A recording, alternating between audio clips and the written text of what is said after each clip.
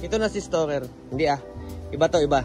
So may binubuo tayong bagong motor. Lahat ng parts na isasalpak natin ay yung lahat ng pinaghugutan kay Stalker. So bali itong makinang ito yung bread and butter ni Stalker dati. Ito yung heart and soul niya. Ito yung kanyang stock na makina dati. Ang makinang ito, ang ginagamit ko dati paninibak ng mga kung ano nung motor dyan sa EDSA, kahabaan ng EDSA at Ross Boulevard, bago siya gawing makina ng so-called Dominar. Actually ganito yan. Yung makina natin is sinabihan natin pang Dominar. Ito lang part na ito ang pang Dominar dyan. Itong crank shell, itong nasa gitna. Ang crank shell ang pinagkakapitan ng block at saka ng ating head. Tsaka itong lahat ng nasa tabihan niya. Yan ang crankshell. Yan lang po ang pan-Dominar sa atin. Kasi kung nakikita nyo itong NS250 natin, pang KTM yan. So ang makina yan dati is pang KTM Duke 390. Kaya ang internals ko pang KTM. Kasi ang pinalit ko dyan is pan-Dominar. Hindi naman pala kasya yung mounting ng engine niya doon sa kanyang pinaka-bracket.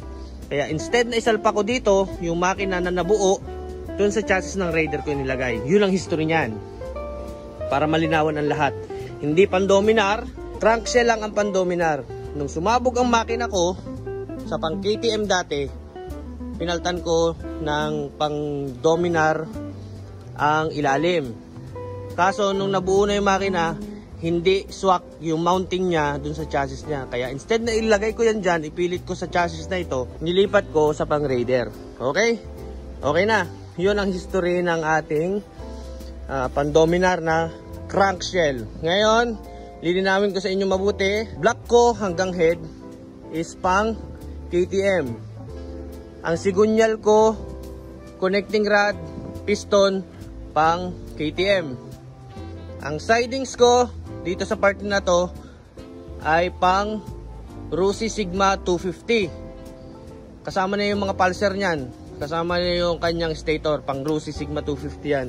Pang gilid natin is pang Kawasaki Barako, pinion gear, mas maliit kaysa stock, kaya mas magigil siya. Yung gearings natin, ang 4, 5, 6, pang DRZ 250, mas maliliit siya, kaya mas mataas top speed.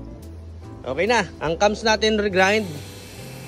And lahat, the rest, minodify para ma-maximize yung performance niya. Parang Raider na makina na 25G. Parang minaximize lang natin. Anyway, so itong makinang ito, bago ko hugutin dati, itong ginagamit ko pang bira dyan sa kahabaan ng EDSA, kahabaan ng Ross Boulevard, pambiyahe. Pero itong